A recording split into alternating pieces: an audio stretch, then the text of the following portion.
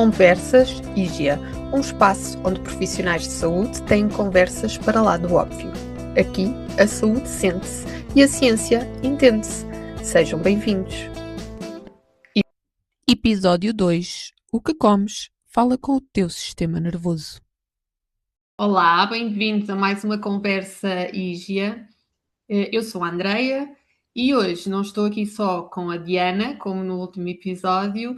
Temos connosco a Fernanda Marques, que é nutricionista e que também faz parte deste nosso projeto da IGEA e das conversas IGEA.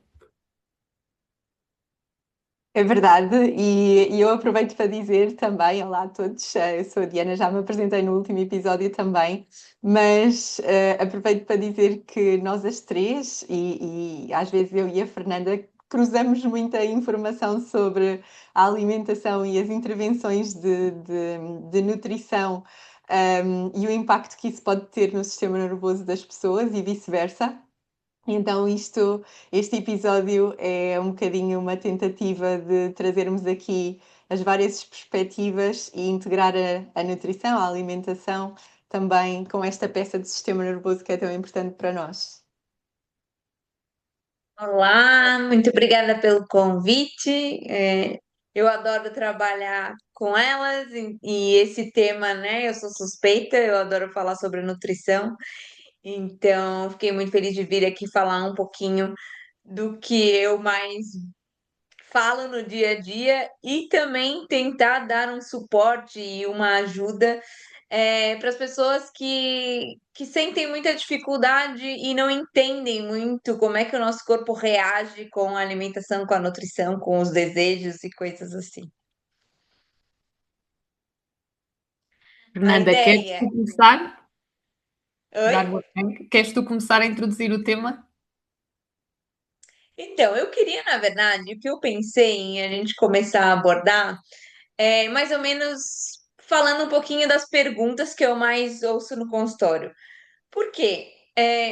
A maioria das pessoas vem com algumas dúvidas que são muito recorrentes, seja no consultório ou também quando a gente sai, né, para, sei lá, num restaurante, para conversar com as pessoas, sempre vem algum comentário ali sobre nutrição. E eu acho que é a forma mais honesta de começar uma conversa é de fato falar um pouquinho sobre o que as pessoas têm dúvidas e raramente sabem o que fazer. E a principal delas, e eu acho que é muito comum, principalmente no público feminino, mas eu sei que também tem homens que sentem essa necessidade, que é normalmente quando nós estamos mais estressados, a gente querer comer coisas com açúcar, né? E parece que é mais forte do que nós. É realmente algo que não significa só a força de vontade de não conseguir comer, deixar de comer aquele alimento. Vem como uma força intrínseca, né? E isso está muito relacionado com o nosso mecanismo fisiológico em si. E quando a pessoa percebe que de fato não é só ela não conseguir deixar de comer, isso também fica um pouco mais suave, né? É como se o nosso cérebro, quando estivesse em estresse, ele precisa de uma glicose rápida, como um instinto de sobrevivência, como se ele precisasse daquela energia naquela hora. Então, quando a pessoa percebe isso, ela não se sente tão culpada de buscar aquele alimento. Sim, porque é interessante, Fernanda, quando nós falamos de nutrição, vem muita culpa também, não é? E acho que é uma coisa que podemos também abordar. Ou seja, eu, se calhar a pergunta que mais nos fazem, a mim e a ti, de facto inclui, ou as perguntas que mais nos fazem inclui essa, mas eu acho que o que mais nos dizem é, quando têm que comer ao pé de nós, é não olhes, ignora aquilo que eu estou a comer porque estou-me a portar mal hoje, não é? Então eu acho que isso também se prende muito com a culpa e acho que a culpa tem um papel interessante aqui também nesta questão do sistema nervoso, que acho que se prende com aquilo que tu estavas a dizer. Eu acho que isso também se prende com outra coisa, prende-se com a imagem que as pessoas têm de nós, dos profissionais de saúde, que não temos os mesmos desafios, não é? Mas Exato. temos da mesma forma e também são áreas que nós temos que ir trabalhando todos os dias. Sim, É, exatamente. é Ou seja, Desculpa, Fernanda. Sim, eu acho que sim, olham muito para nós como se nós fôssemos perfeitos, não é? Como se nunca tirássemos nunca saíssemos da linha de alguma maneira. E além disso, estamos ali para julgar as pessoas, o que não é verdade de todo. Nós saímos da linha muitas vezes, ou pelo menos eu vou falar por mim, eu saio da linha muitas vezes. Mas também talvez se prenda com aquilo que tu estavas a falar, Fernanda, que isto não é só uma questão de força de vontade, não é? Há outros mecanismos que importa referir quando falamos, por exemplo, de craving de açúcares, de querer muito comer açúcar ou de querer muito um bolo. O que é que tu achas? É exatamente isso. Primeiro, falando que realmente nós não somos diferentes de ninguém, né? Nós também temos essa vontade de comer coisas doces e coisas fora do âmbito saudável em si. E esses cravings, eles normalmente estão relacionados com outros sintomas que a gente tem e que se vocês pararem para perceber, normalmente é quando nós estamos muito cansados, muito ansiosos, estressados. Então é como se fosse uma válvula de escape nossa.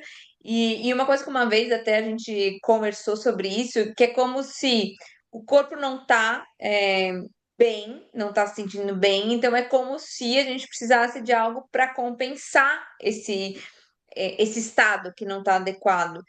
E quando acontece de a gente não ir de acordo com o que o corpo quer, ou seja, comer o doce, é como se fosse uma violência para aquele corpo, né? Então é como se, nossa, eu tô precisando disso para me acalmar, para me equilibrar, e de repente eu não posso de jeito nenhum comer esse alimento. Então, eu também acho que isso a gente tem que ter um discernimento.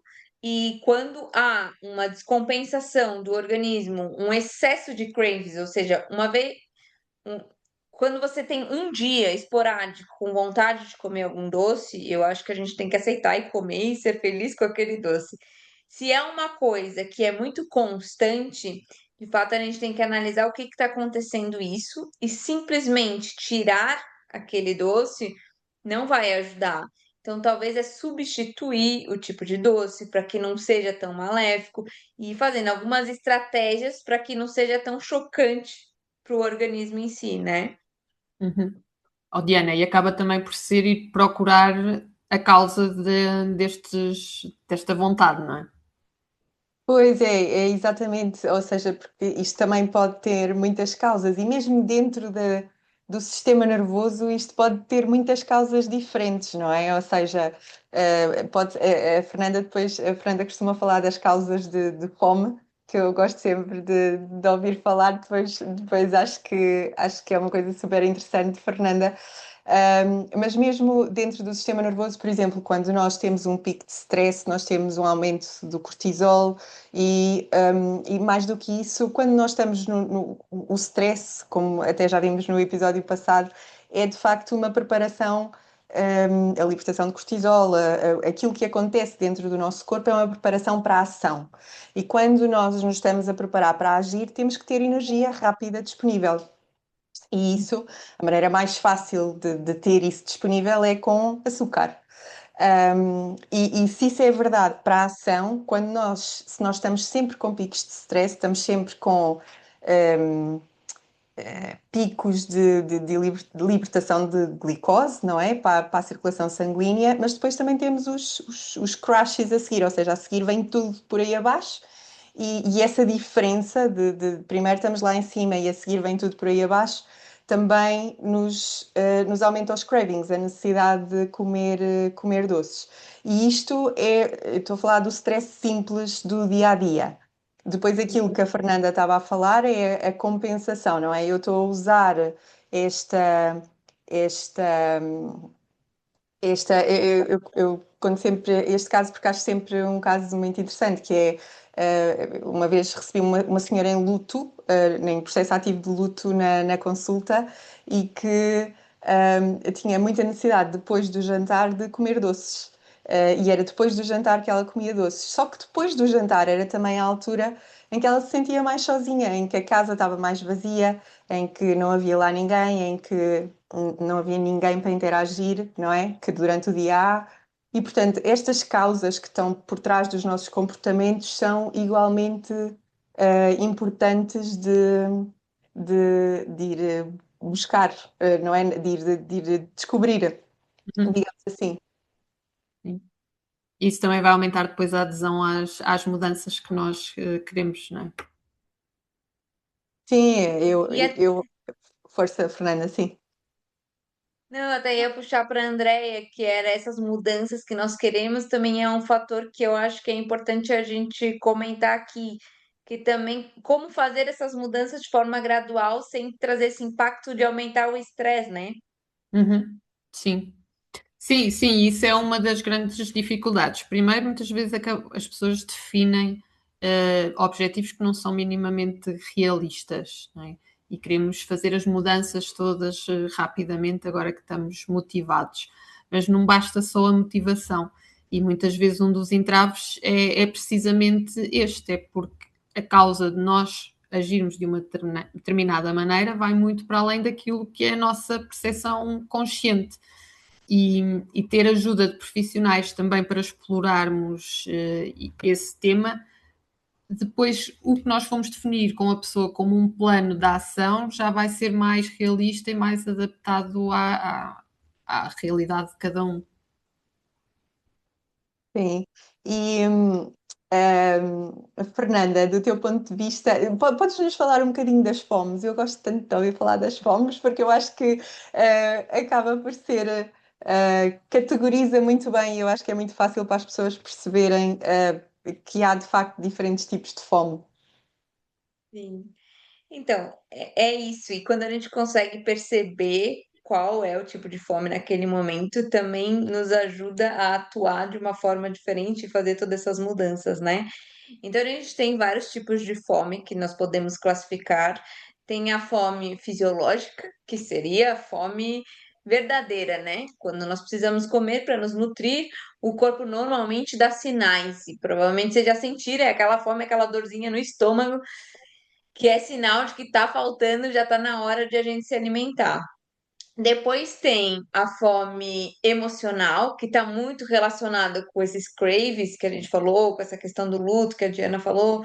Então, quando parece que nós precisamos de algo para compensar, e isso está relacionado com o aumento ali do cortisol, com essa falta, com esse desequilíbrio que a gente tem, e também com a produção da serotonina. Então, nós temos a serotonina é a hormona do bem-estar, do prazer, e quando ela está baixa, há uma tendência ao nosso organismo querer compensar e aumentar a produção dela. E, por exemplo, um dos precursores da serotonina é o triptofano, e ele está presente, por exemplo, no cacau, no chocolate. Então, às vezes também está muito relacionado com essa vontade de comer chocolate especificamente, né? Mas a gente também tem outros alimentos que são fontes de triptofano, e o que eu aconselho é normalmente a pessoa comer num horário em que sente que tem essa fome, comer alimentos que sejam fontes desse nutriente. Então, algo com cacau, com banana, com aveia, com grão, que são os alimentos que a gente conseguiria aumentar, né? Depois tem a fome hormonal, ou seja, nós temos alterações hormonais ao longo da vida, seja homens ou mulheres, principalmente as mulheres, a gente tem muita oscilação hormonal, todos os meses nós temos. Então, também acho que a maioria das mulheres já sentiram que tem uma tendência a mudar de apetite ali na época do período menstrual ou antes do período vir, por causa dessa alteração hormonal também. E também tem a fome microbiana, que a gente pode falar, ou da microbiota, que está relacionado com os nossos micro-organismos intestinais, né? Então, hoje em dia já tem muitos estudos mostrando a relação das bactérias que a gente tem no nosso intestino elas vivem ali conosco, né, sempre. E nós temos as bactérias, os fungos, vários vírus que habitam o nosso organismo e que eles estão relacionados tanto com a produção dos neurotransmissores, com a regulação do nosso sistema imunológico, com toda a comunicação cérebro-intestino, com a produção da serotonina. E, por exemplo, quando eu tenho uma deficiência das bactérias boas, eu tenho mais bactérias maléficas, bactéria adora açúcar. Então, normalmente, elas dão aquele sinal de que eu preciso comer açúcar para alimentar as bactérias. Então, às vezes, a gente melhorando o intestino, melhorando essa proliferação dessas bactérias, a gente consegue melhorar também esse sintoma de fome mais compulsiva ou de fome por coisas que não são saudáveis também. Uhum. Ou Isso seja, é, só a identificação do tipo de fome vai mudar depois também a atuação, não é? Sim, completamente. Porque às vezes a gente acha que é um motivo, né? Ah, é só porque são as hormonas e coloca a culpa nas hormonas. E na verdade não é. Na verdade, pode ser que a pessoa. Aí a gente começa a olhar os sintomas intestinais também. Porque normalmente está relacionado, ou seja, o, o intestino está relacionado com vários sintomas nossos, né? Então, quando nós estamos mais ansiosos, normalmente tem uma fadiga associada, normalmente tem alguma alteração intestinal. O estresse, a ansiedade também gera essa alteração intestinal. Então, aí a gente vai interligando alguns sintomas e a gente consegue atuar de uma forma melhor. olha, e isso é espetacular, é um ponto espetacular que eu gostava também gostava de ver a tua perspectiva, Andreia, porque eu acho que tu recebes muita gente que vem um bocadinho perdida, não é? E às vezes perdida entre especialidades com sintomas que não sabem muito bem encaixar. Um, e queria que falasses só um bocadinho disso, qual é a tua experiência em receber estas pessoas que, no fundo, têm muitos dos sintomas que a Fernanda acabou de falar, não é? Acabam por ter aqui uma combinação de coisas que às vezes nem pertencem a uma especialidade propriamente dita. Sim, eu acho que a dificuldade começa logo porque a pessoa tem uma lista de sintomas, de órgãos completamente diferentes e acha que são problemas diferentes e não a maior parte das pessoas não consegue relacionar o estado de ansiedade em que está, em que vive, por exemplo, e um inchaço abdominal. Pronto, uma coisa assim tão mais simples de se perceber.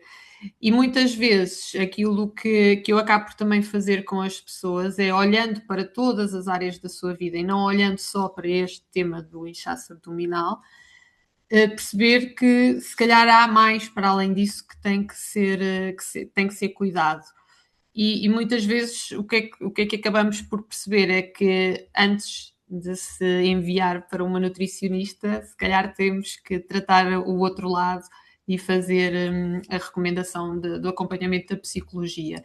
E acho que olharmos desta forma mais integral para a pessoa quando nos chegam com uma lista de queixas ajuda primeiro a parte da educação para a saúde e nós explicarmos porque é que isto pode estar tudo relacionado e porque é que às vezes tratando um sintoma nós vamos estar a melhorar todos os outros. Acho que essa é logo uma das primeiras coisas. E a segunda é fazer também estes encaminhamentos para as especialidades certas, não é? E às vezes é mesmo isto: primeiro é psicologia e depois é nutrição, outras vezes, se calhar, é ao contrário, porque infelizmente os recursos também não abundam, não é? E as pessoas têm que definir prioridades por onde começar, e acho que faz toda a diferença não olharmos assim de forma separada.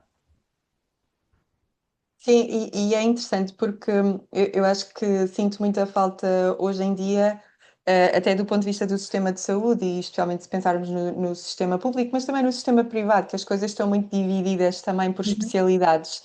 E acho que a importância da multidisciplinariedade aqui não é só cruzarem-se profissionais com diferentes experiências, mas também aprendermos uns com os outros, não é? Uhum. E não sei se salta-me à vista muito nas consultas, a necessidade que é, por exemplo, os médicos, os enfermeiros, os nutricionistas terem formação nesta parte do sistema nervoso e perceberem qual é o impacto das intervenções que estão a fazer para uma determinada pessoa, não é? Porque nós podemos ter as melhores intenções e ser super.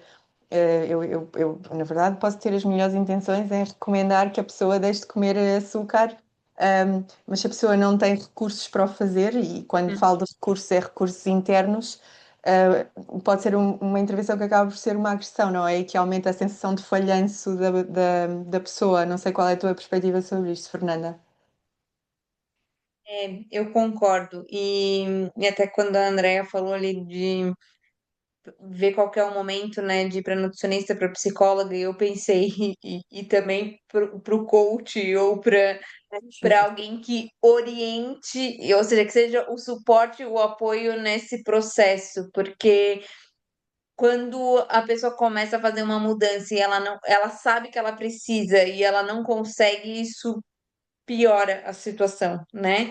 Gera mais estresse, gera um sentimento de isso, de falência, de a pessoa não conseguir fazer aquilo e ela se frustra, ela piora todo o sistema, que na verdade é para ter um benefício. Então, o que eu vejo é o principal é aquela perspectiva do que o que que é possível eu fazer neste meu momento atual, né? Então é analisar todo o contexto de vida, analisar o que é possível fazer, seja a nível financeiro, a nível organizacional, familiar, profissional, pessoal, é sentir como aquela pessoa está hoje, o que ela consegue até fazer naquela semana. Ou seja, essa semana eu estou mais estressada, eu não vou conseguir fazer preparação de todas as refeições, eu estou mais ocupada, eu não vou conseguir ter alimentação regrada. Então, o que que eu posso usar de estratégia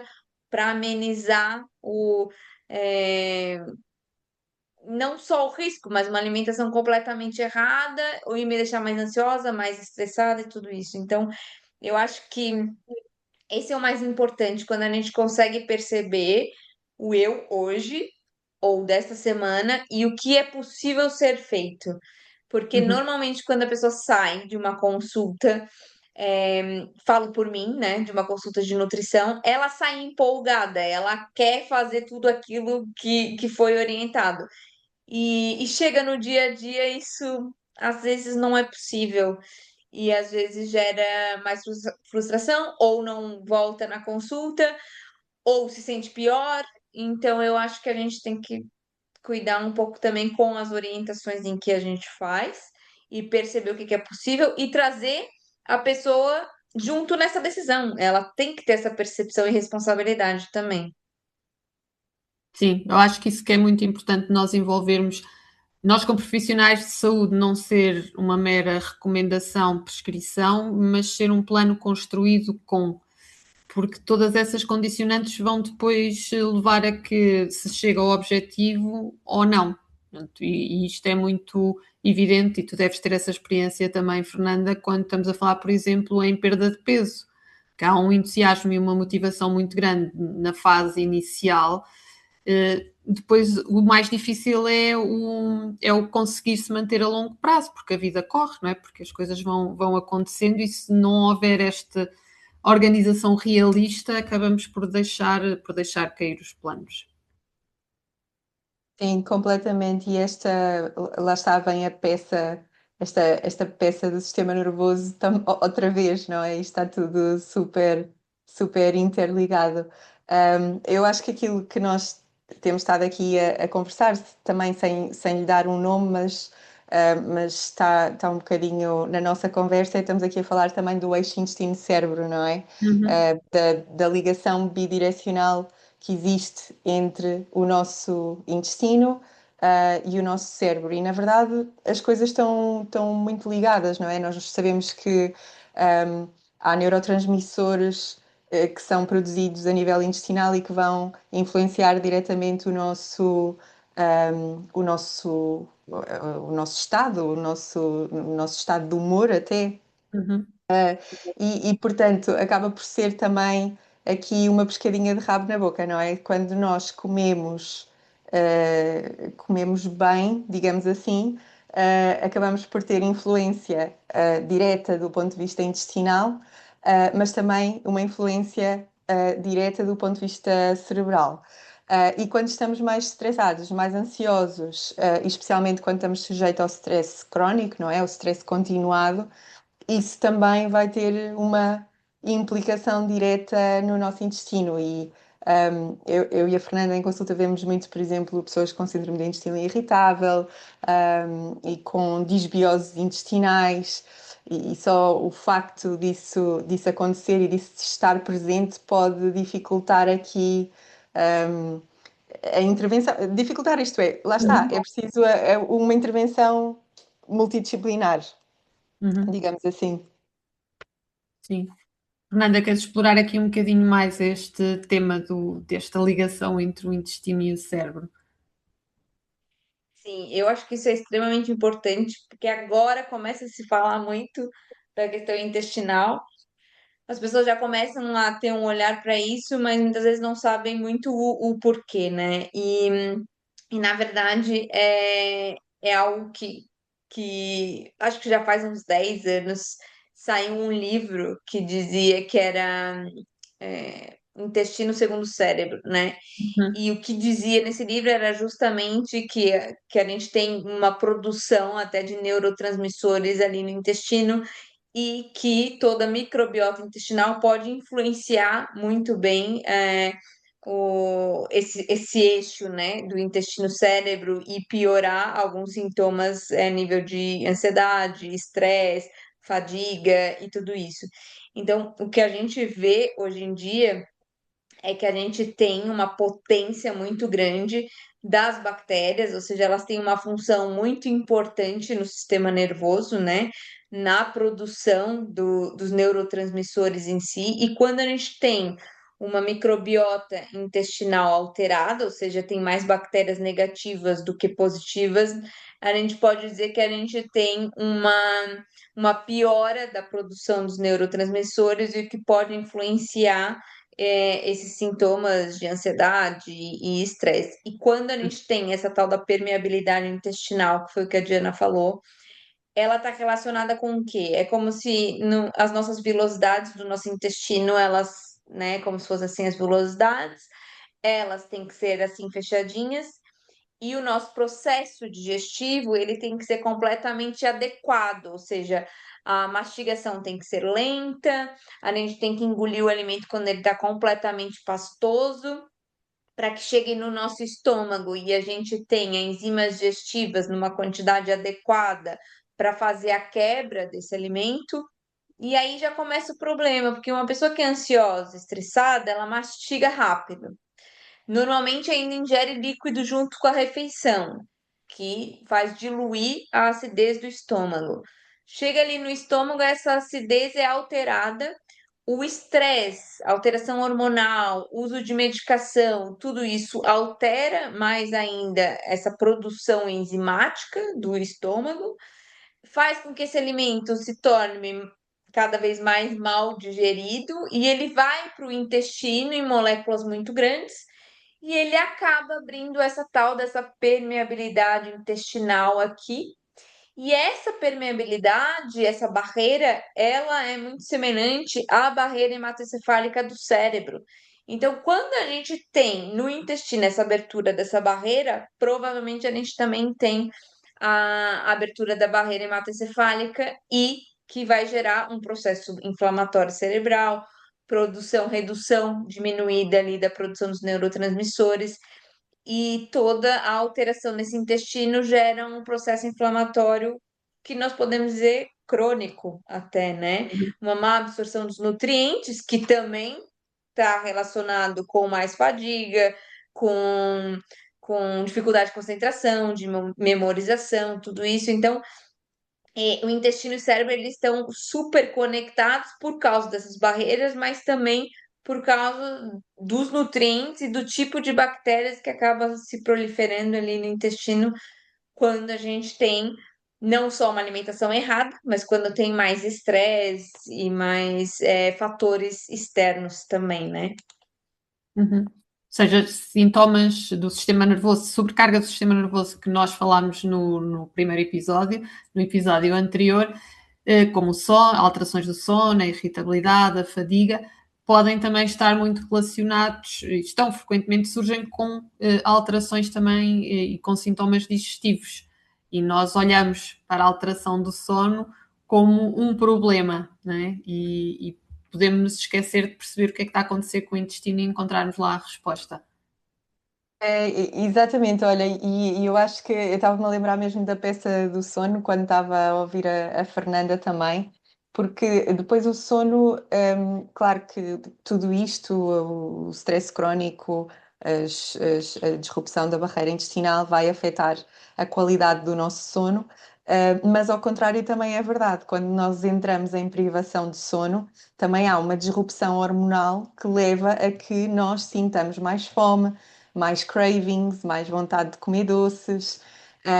E portanto, quando isso é uma coisa que eu tento muito fazer em consulta também, é quando há de facto uma situação de cravings, de não consigo parar de comer açúcar, está-me sempre a dar vontade. Um, eu acho que trabalhar com o sono é das coisas mais interessantes também, não é? Porque se aquela pessoa está sempre a acordar à meia da noite, o que normalmente quer dizer um pico de cortisol à meia da noite. Um pico de cortisol vai aumentar a libertação de glicémia, vai mais uma vez, vai ser necessária energia para o corpo funcionar porque está a acordar, digamos assim, e portanto se o sono não estiver regular, isto vai ser muito, muito difícil. E depois, para além disso, da produção de cortisol, libertação de glicemia, nós também, em privação de sono, aumentamos a produção de grelina, que é uma hormona que nos faz sentir com fome. Uhum. E portanto depois acabamos por dar resposta a isso e penso que até há uns estudos muito engraçados em que as pessoas em privação de sono têm uma refeição que é perfeitamente saciante, digamos assim, para aqueles indivíduos e ainda assim, depois dessa refeição, têm necessidade ou têm muita dificuldade em resistir aos doces, porque tem a ver com esta disrupção hormonal toda que acontece quando há uma privação de sono. Portanto, é exatamente o que vocês estavam a dizer, o que temos estado a falar, é que isto de facto está tudo interligado e quando nós tratamos uma coisa é muito difícil deixar a outra de fora, Sim. digamos Olha, assim. vou-te dar só um exemplo, vou dar um exemplo prático que quem trabalha por turnos há de reconhecer, que quem faz, quando se está a fazer o turno da noite, o que é que apetece comer durante o turno da noite? Doces. E quando Exato. saímos da noite e chegamos a casa, o que é que apetece comer? Pão. Eu lembro-me numa fase que comia Cerelac, porque só me apetecia mesmo Cerelac quando chegava à casa, mas era o doce, ou seja, esta desregulação numa noite de privação de sono, ainda para mais uma noite em que não dormimos e tivemos em gasto constante de energia a trabalhar, resultava precisamente nisso que tu estavas a falar. Sim, e depois temos nos hospitais, acho que agora isso já está a mudar um bocadinho, mas ainda temos aquelas máquinas terríveis, Sim, cheias em de coisas. alguns, não em todos. Exato. Que Sim, Cheias de estimulam mais ainda. sim, sim, Exato, uma pessoa não consegue resistir. sim. Portanto, mas sim, é o que tu dizes, o trabalho por turnos acho que é das coisas mais disruptivas para o nosso organismo, não é? Nós já Uhum. sabemos, neste momento que há associação com múltiplas doenças crónicas e é de facto disruptivo, e especialmente quando é continuado. Um, e pronto, essa parte é menos agradável para os profissionais de saúde, mas acho que quase todos já passámos por isto. E se calhar agora era bom falar do que é que nós podemos fazer, não é? Porque isto, Sim, eu acho sim, que nós estamos sempre a falar dos problemas, mas raramente falamos das soluções. Não, também falamos, sim. Fernanda, quando nós temos pessoas, por exemplo, que vêm à consulta e têm muito estes cravings, de necessidade de doces, e especialmente quando vêm também com outros sintomas, a fadiga, as quebras de energia a seguir ao almoço ou até mesmo ao final do dia. Do ponto de vista da tua intervenção da nutrição, por onde é que se começa a trabalhar uma coisa destas? Ou como é que se consegue dar mais estabilidade ao sistema? Se calhar é por aí. É isso. Eu acho que primeiro é perceber o tipo de fome, que é aquilo que a gente falou no início, para poder atuar mesmo, né? E perceber ali o que que a pessoa tá precisando naquele momento. Porque também algumas pessoas já devem ter acontecido isso, que é você vai lá e come um determinado doce. Aí não passa aquela necessidade. Ele vai lá e come outra coisa. E ainda não passa. Então você vai beliscando até conseguir de fato sentir. Então, mas normalmente, no ponto de vista nutricional, o que dá mais saciedade é a gente fazer uma refeição mais proteica, ou seja, quando a gente tem essa necessidade dos beliscos, do comer várias vezes, eu orientaria a pessoa a parar e comer uma refeição. Até porque do que a gente falou, quando dá o pico de glicose, pico de cortisol, insulina e tudo isso, se a pessoa está nos beliscos, a cada meia hora ela está aumentando essa glicose, essa insulina, e ela não faz a curva ideal, que é subir e descer. Depois de um tempo, sobe e desce. Então, incluir uma proteína na alimentação e principalmente uma gordura de boa qualidade também, por exemplo, uns frutos secos, sei lá, um abacate, um coco, são coisas que dão mais saciedade, ameniza essa vontade do querer comer, principalmente ali doces e coisas assim. Normalmente, quando a gente come um doce, dá vontade de comer mais um. Então, tentar sair disso, não ir direto para o doce, comer antes uma coisa que de fato vai te saciar e te nutrir. Acho que esse é o principal. Diana, e aqui pegando neste tema da glicemia que a Fernanda já introduziu aqui no que fazer, qual é a relação entre esta oscilação da glicemia e o humor?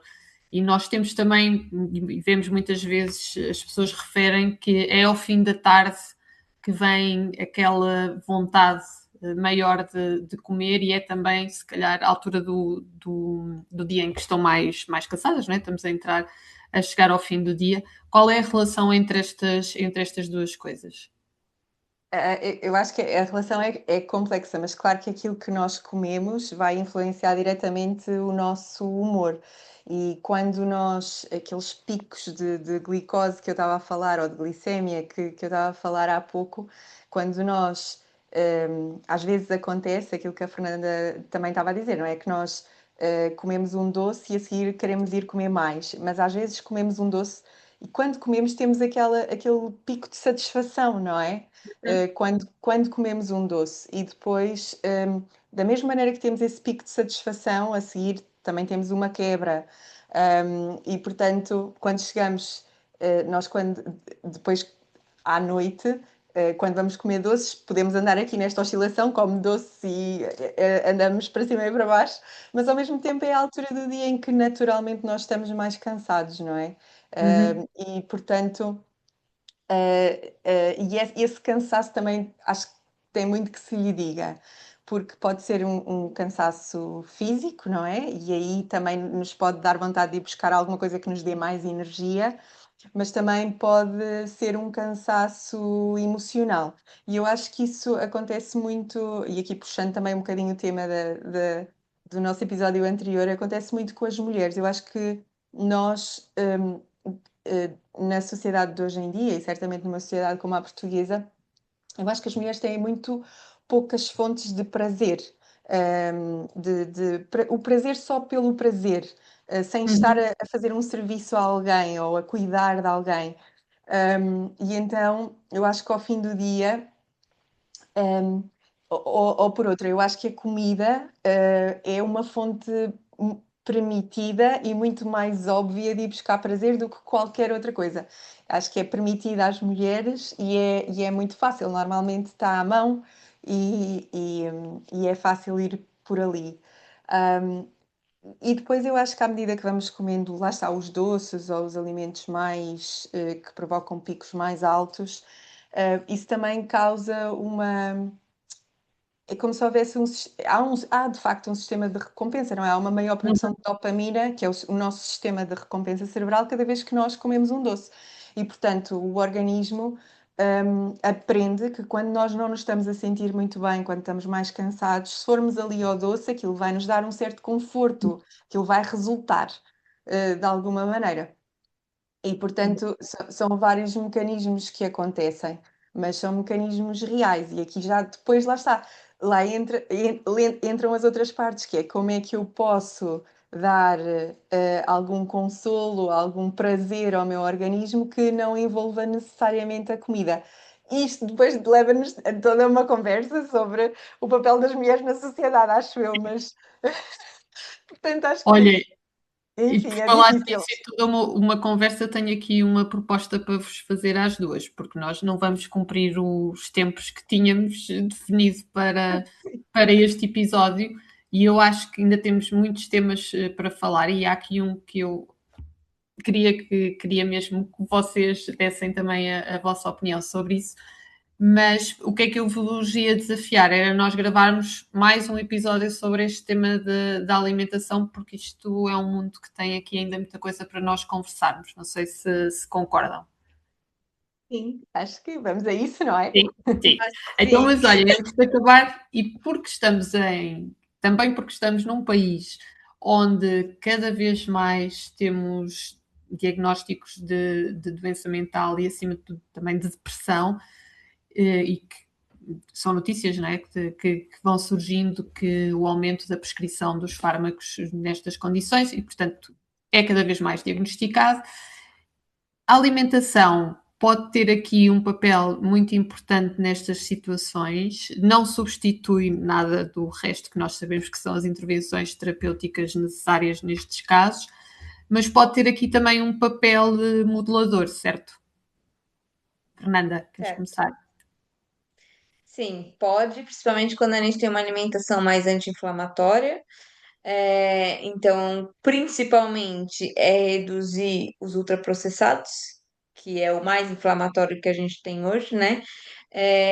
Então, tendo uma alimentação mais verdadeira, comidas de verdade, Uhum, isso garante tanto a questão da microbiota, os nutrientes para o cérebro e a inflamação que a gente falou. Então, comida de verdade, fruta, verdura, as raízes, isso, menos pacote e, né, menos embalar e mais descascar em si.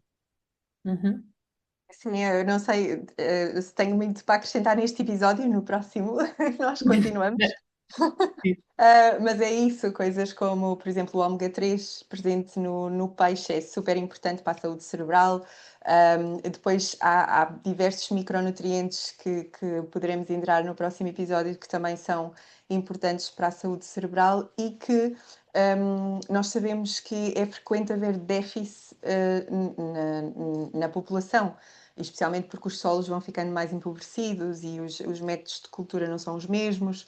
Portanto, todas essas coisas acabam por ser importante e para ter um papel, e tem de facto um papel modulador, ou seja, quando falamos de uma intervenção psicológica, estamos a falar também de ter intervenções físicas que apoiam essa mudança positiva. Uhum.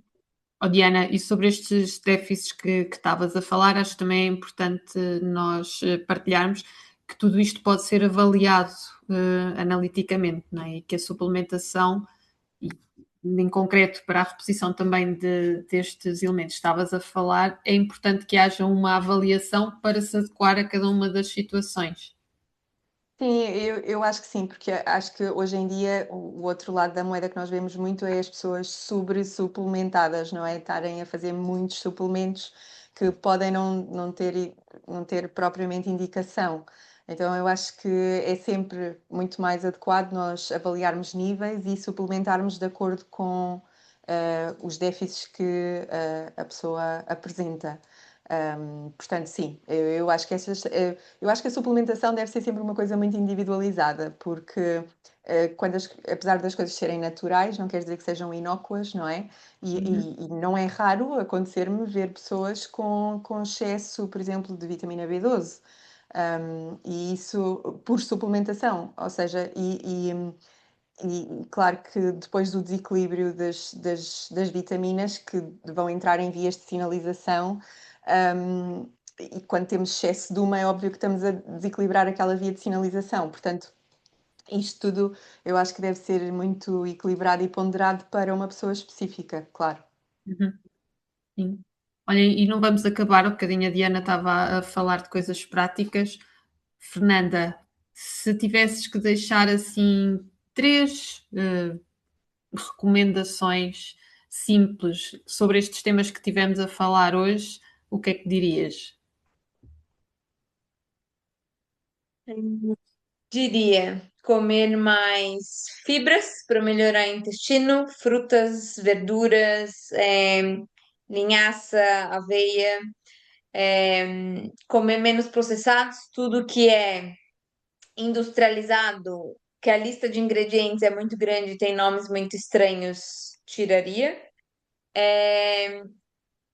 E ter essa percepção do como eu estou agora e o que que eu estou precisando agora, que tipo de fome que eu tenho, que isso e o que que eu sinto para a gente conseguir escolher, fazer melhor as nossas escolhas. Ótimo. À semelhança do episódio anterior, nós vamos deixar também na descrição deste episódio um pequeno presente, neste caso sobre os alimentos que podem apoiar o sistema nervoso.